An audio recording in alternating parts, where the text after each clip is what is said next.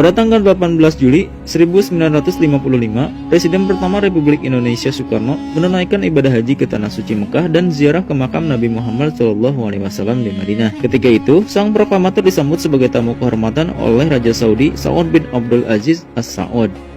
Pada saat itulah Soekarno melepas semua atribut pangkat kenegaraannya saat akan menghampiri makam Rasulullah SAW. Kisah ini diceritakan oleh Said Hussein Mutahar, seorang pengarang lagu-lagu perjuangan seperti Hari Merdeka, Himne Pramuka, dan Syukur. Ia menceritakan bagaimana Bung Karno sangat menghormati dan mencintai Nabi Muhammad SAW.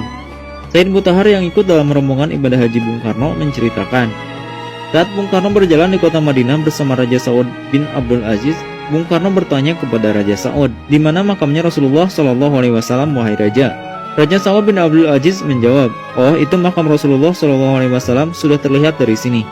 Saat itu juga Bung Karno melepas atribut-atribut pangkat kenegaraannya. Melihat hal tersebut, Raja Saudi pun heran dan bertanya kepada Bung Karno, kenapa Anda melepaskan itu semua?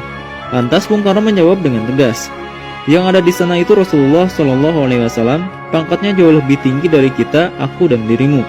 Kemudian Bung Karno berjalan merangkak menghampiri makam baginda Nabi Muhammad SAW.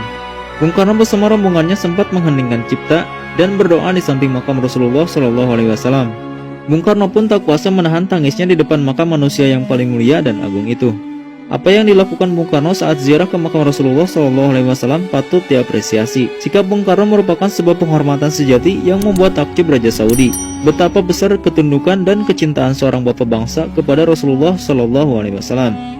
Bagi Bung Karno, pangkat dan kemampuan yang dimilikinya tidak bisa dibandingkan sama sekali dengan apa yang sudah dilakukan oleh Nabi Muhammad SAW sebagai pembawa risalah Islam ke seluruh dunia.